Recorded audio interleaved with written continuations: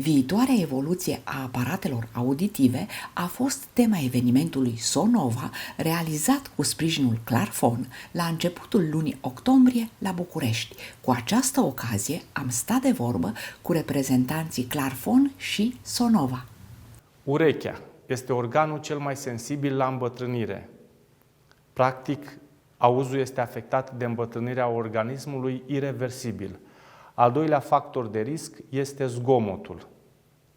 Avem o problemă pe care trebuie să o rezolvăm, pentru că persoana hipoacuzică nu se integrează social, iar studiile ne arată că o persoană ce iese la pensie, izolată social mai mult decât o persoană activă, este afectată de declinul cognitiv, dar și de izolarea socială. O persoană pensionară are un risc de deces de 12% mai mare în primii 6 ani, dacă nu își rezolvă problema de integrare socială și de declin cognitiv, adică prin purtarea unui aparat auditiv să se adapteze mai bine la mediu.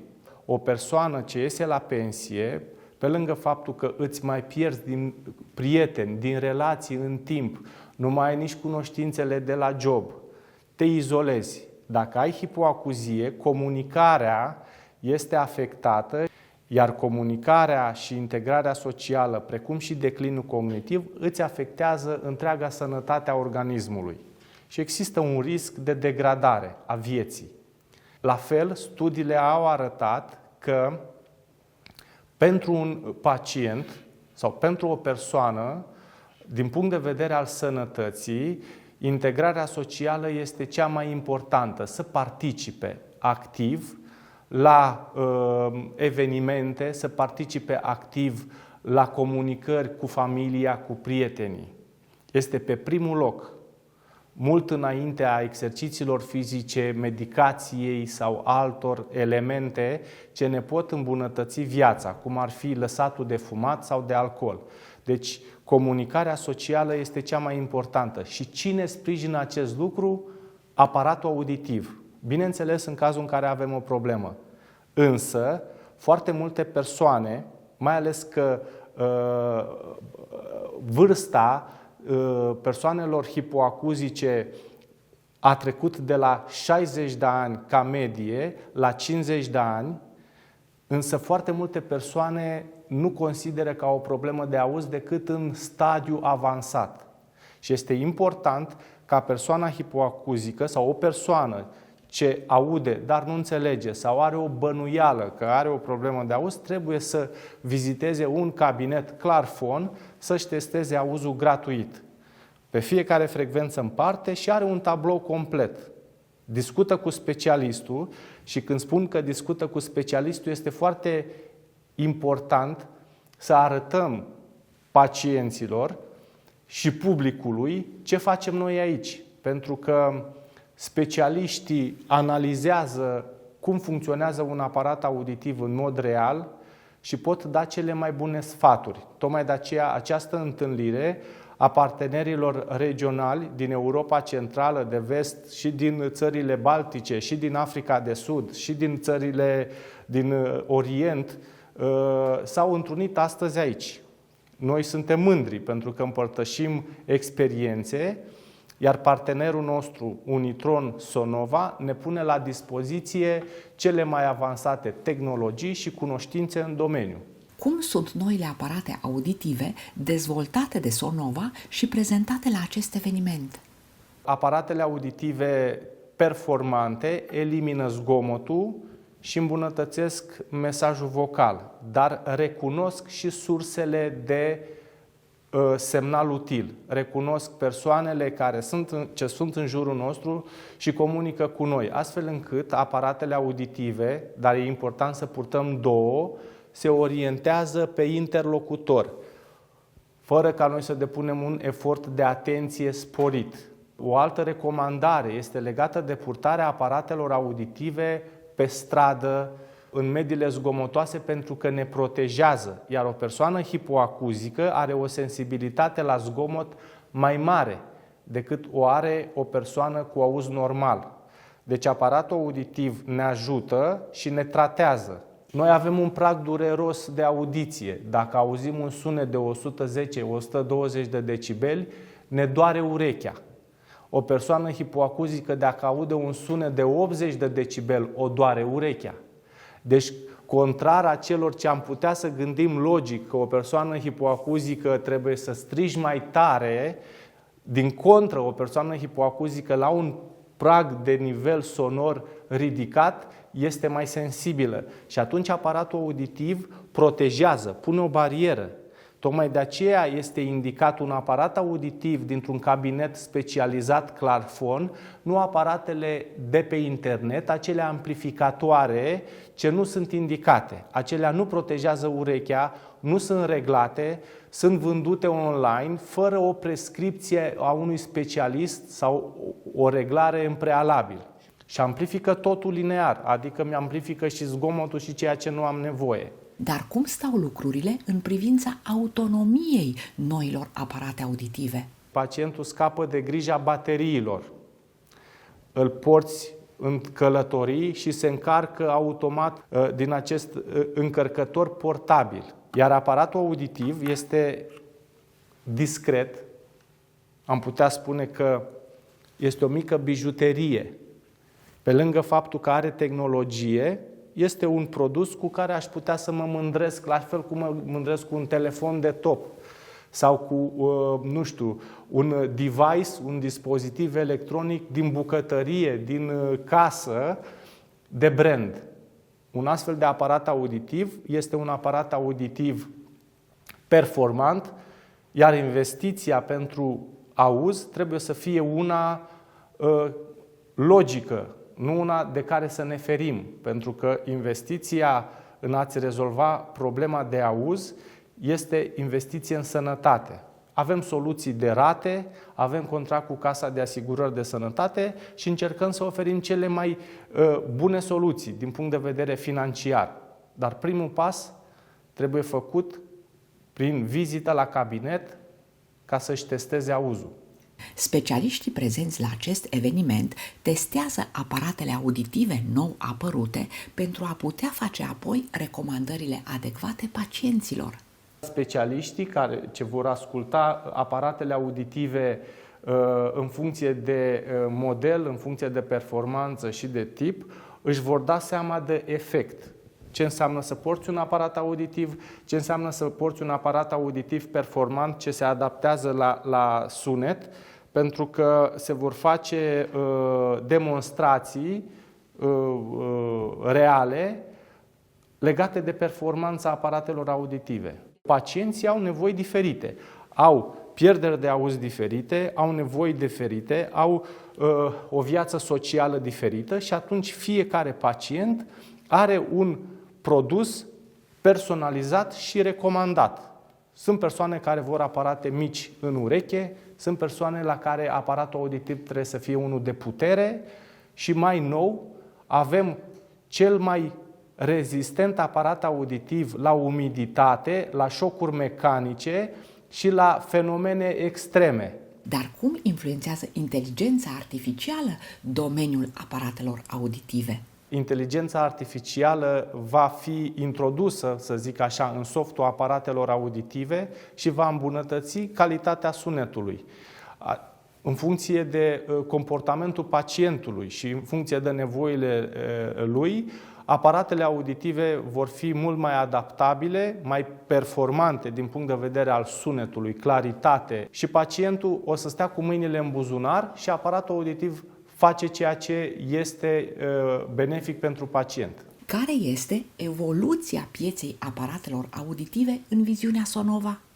So hearing instruments, they have developed quite a lot during you can say the 7 decades since the establishment of Sonova. So at that time you were talking about analog technology, so you didn't have this research and development cycle. Analog, it's one channel, and also, let's say, the hearing instruments markets, they were very, very underdeveloped. So the hearing problem was not, the public was not aware of the problem at all. So people were hiding They were not talking about their hearing aid problem, and this changed a lot. So first of all, the technology changed a lot, and because we had the step from analog to digital programmable, which means you still had the analog chip, but the adjustment of the hearing instrument was done by a software. And then at the beginning of the 19th, then we entered the digital world. So meaning the hearing instruments, they had a digital signal processing. The software was digital, but still you had to connect the hearing instrument to the software and doing the adjustment. So then it went further that let's say around 4 years ago, you also had the direct connectivity, meaning you could connect the hearing instrument directly with other digital devices, like a TV, like let's say your hi-fi system at home, connection to every telephone, because mobile phones also were developed. And at the beginning, it was not possible to connect the hearing instrument with a mobile phone. So nowadays, it's very, very easy if you have the digital hearing instrument, and you can simply receive the telephone call by just tipping on or you have to tip at the ear at the hearing instrument, and then it's connecting to the call. And even just imagine the client is sitting at home in his living room watching the TV, and then directly with the hearing instruments, and then they're getting a call. So then the preference is always on the call, and this means then the hearing instrument will switch to the call, and the sound from the TV will go into the background. So this you can basically see. This is the development of the technology, and the next step, the next future is also AI, artificial intelligence, which is a most modern topic in every field, and it will also enter into hearing instruments. And Sonova as a company has done the first step by having introduced a first hearing instrument with AI, called DNN, so Deep Neural Network. It took roughly 5 years to let's say from the first step of the DNN until a ready-made product. So it's a very long cycle, and because you need a lot of data and you need a lot of energy.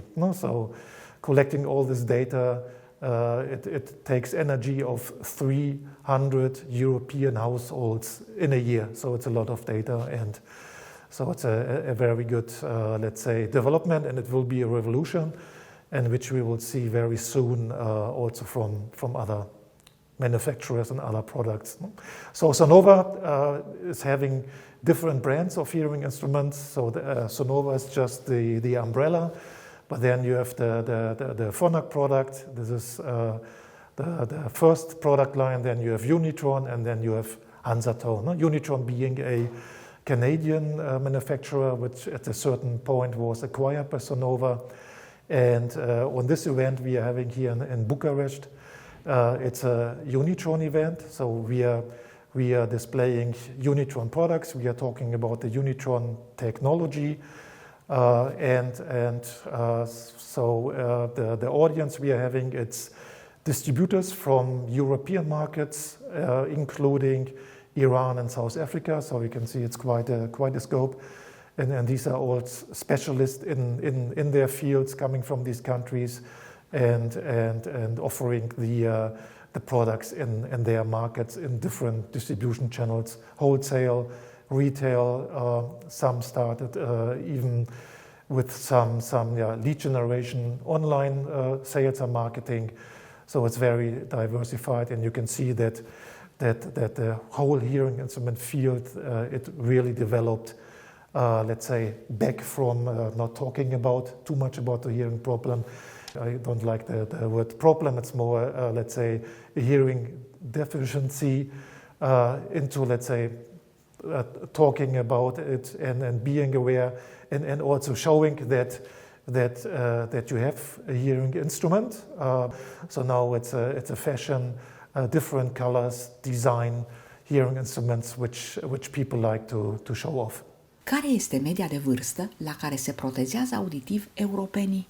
Luckily, and this, let's say, all the field is working on that we are all trying to reach the customers or the patients earlier in life age. So until not too many years ago, the average usage of the hearing aid by a first-time user was in average around 65 years old. That's globally. That's globally, and so luckily globally this was let's say reduced now to the age of 60. And also in the past what happened. So let's say from the first let's say experience or let's say knowledge of the hearing instrument until finally the customer decided to really now I need a hearing aid.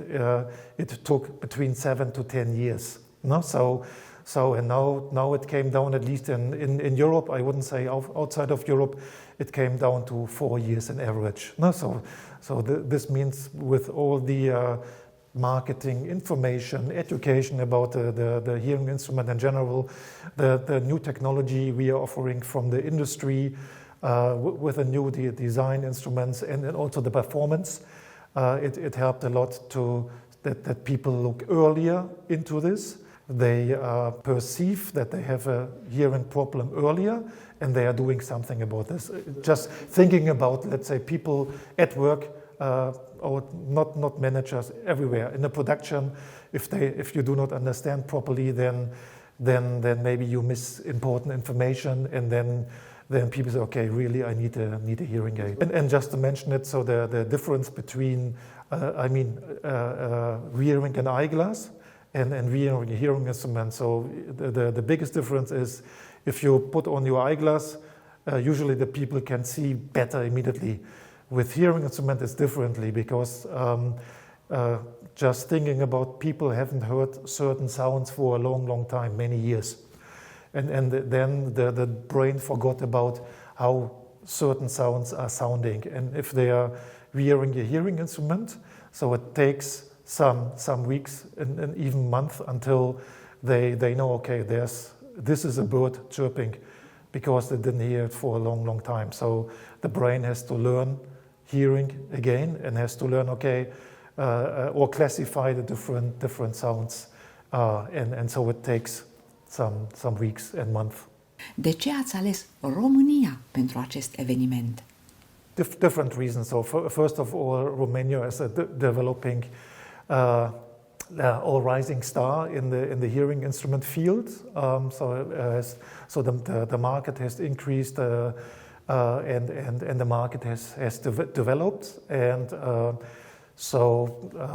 and it's in the Eastern European region. So and it's one of the, let's say, landmark countries and markets, having developed a lot, and therefore we decided, okay, let's go into this market and show also the other countries around how this market is developed, and so they can learn from Romania, and especially how our partner Clarfon is doing, presenting the hearing instruments, and doing the general marketing and lead generation approach to bring the hearing instrument closer to the customers in the market. So that's the main reason.